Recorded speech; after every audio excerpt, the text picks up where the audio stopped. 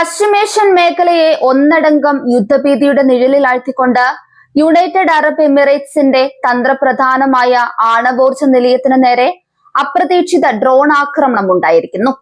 അബുദാബിയിൽ സ്ഥിതി ചെയ്യുന്ന ലോക പ്രശസ്തമായ ബറാക്ക ആണവ നിലയത്തെ ലക്ഷ്യമിട്ടാണ് ഈ വ്യോമാക്രമണം നടന്നിരിക്കുന്നത്.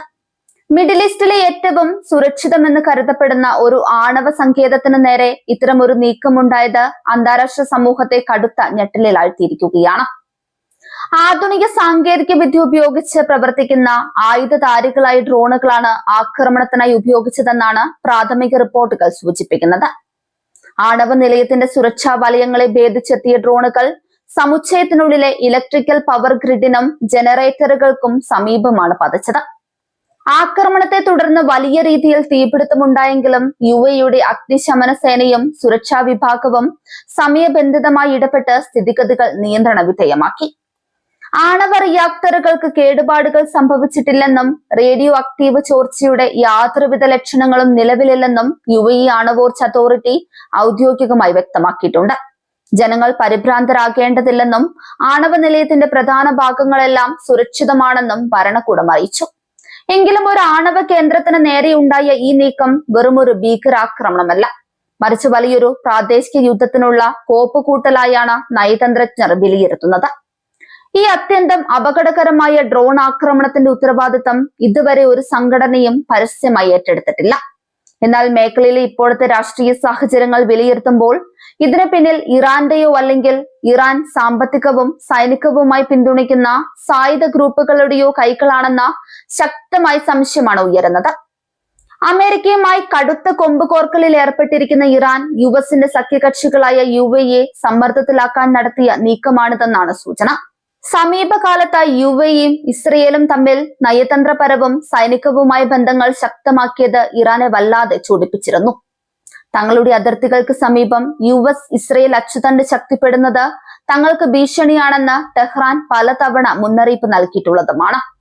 ഈ പശ്ചാത്തലത്തിൽ തങ്ങളെ സാമ്പത്തികമായി ഉപരോധിക്കാൻ ശ്രമിക്കുന്ന അമേരിക്കൻ സഖ്യത്തിന് കൃത്യമായ ഒരു താക്കീത് നൽകുക എന്ന ലക്ഷ്യത്തോടെയാകാം UAEക്ക് നേരെ ഈ ആക്രമണം അഴിച്ചുവിട്ടിരിക്കുന്നത്.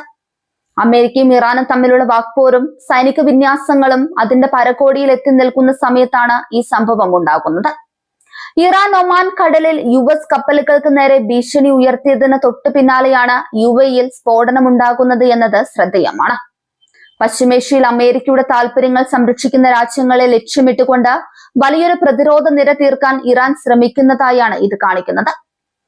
UAEക്ക് നേരെ നടന്ന ഈ നീക്കം വെറുമൊരു ഭീഷണിയല്ല, മറിച്ച് തങ്ങളുടെ പരമാധികാരത്തിന് നേരെ നടന്ന നേരിട്ടുള്ള യുദ്ധപ്രഖ്യാപനമായാണ് അബുദാബി ഭരണകൂടം കാണുന്നത്. സമാധാനപരമായ ആവശ്യങ്ങൾക്കായി ഉപയോഗിക്കുന്ന ഊർജ നിലയങ്ങളെ ആക്രമിക്കുന്നത് അന്താരാഷ്ട്ര നിയമങ്ങളുടെ ലംഘനമാണെന്ന് UAE വിദേശകാര്യ മന്ത്രാലയം വ്യക്തമാക്കി. ഈ പ്രകോപനത്തിന് പിന്നിൽ പ്രവർത്തിച്ചവർ ആരായാലും അവർ കടുത്ത പ്രത്യാഘാതം നേരിടേണ്ടി വരുമെന്ന് UAE ശക്തമായ ഭാഷയിൽ മുന്നറിയിപ്പ് നൽകി. ആക്രമണത്തിന്റെ പശ്ചാത്തലത്തിൽ UAE തങ്ങളുടെ വ്യോമ പ്രതിരോധ സംവിധാനങ്ങൾ അതീവ ജാഗ്രതയിലാക്കിയിട്ടുണ്ട്. തന്ത്രപ്രധാനമായ കേന്ദ്രങ്ങൾക്കും എണ്ണപ്പാടങ്ങൾക്കും ചുറ്റും കൂടുതൽ റഡാറുകളും പാട്രിയറ്റ് മിസൈൽ പ്രതിരോധ സംവിധാനങ്ങളും വിന്യസിച്ചു കഴിഞ്ഞു. അമേരിക്കൻ പ്രതിരോധ വിഭാഗമായ പെന്റഗൺ UAEക്ക് പൂർണ്ണ പിന്തുണ പ്രഖ്യാപിച്ചിട്ടുണ്ട്. മേഖലയിലെ തങ്ങളുടെ സഖ്യകക്ഷികളെ സംരക്ഷിക്കാൻ ആവശ്യമായ ഏത് സൈനിക നടപടിക്കും മടിക്കില്ലെന്നാണ് വാഷിംഗ്ടൺ വ്യക്തമാക്കുന്നത്. ഈ ഒരു ഡ്രോൺ ആക്രമണം ആഗോള ഊർജ വിപണിയിൽ വലിയ ചലനങ്ങളാണ് ഉണ്ടാക്കിയിരിക്കുന്നത്. ലോകത്തിലെ ഏറ്റവും കൂടുതൽ എണ്ണ ഉൽപ്പാദിപ്പിക്കുന്ന രാജ്യങ്ങളിൽ ഒന്നായ UAEയിലെ സുരക്ഷാ ആശങ്കകൾ കാരണം അന്താരാഷ്ട്ര വിപണിയിൽ ക്രൂഡ് ഓയിൽ വില കുത്തനെ ഉയർന്നു. ഹോർമസ് കടലിടുക്ക് വഴിയുള്ള കപ്പൽ ഗതാഗതത്തിന് ഇൻഷുറൻസ് തുക വർദ്ധിച്ചതും ആഗോള വ്യാപാര മേഖലയെ ദോഷകരമായി ബാധിക്കാൻ തുടങ്ങിയിട്ടുണ്ട്. ഒരാണവ നിലയത്തിന് നേരെ ആക്രമണം ഉണ്ടാകുമ്പോൾ അത് സൃഷ്ടിക്കുന്ന പരിസ്ഥിതി ആരോഗ്യ പ്രശ്നങ്ങൾ വളരെ വലുതാണ്. ബറാക്ക നിലയത്തിന് എന്തെങ്കിലും തരത്തിലുള്ള തകരാർ സംഭവിച്ചിരുന്നെങ്കിൽ അത് UAE മാത്രമല്ല, അയൽ രാജ്യങ്ങളായ സൗദി അറേബ്യ, ഖത്തർ, ബഹ്റൈൻ തുടങ്ങിയ രാജ്യങ്ങളിലെ ദശലക്ഷക്കണക്കിന് ജനങ്ങളുടെ ജീവനെ ബാധിക്കുന്ന റേഡിയോ ആക്റ്റീവ് ദുരന്തത്തിന് കാരണമാകുമായിരുന്നു. അതുകൊണ്ട് തന്നെ ഈ ആക്രമണത്തെ അതീവ ഗൗരവത്തോടെയാണ് അറബ് ലോകം നോക്കിക്കാണുന്നത്.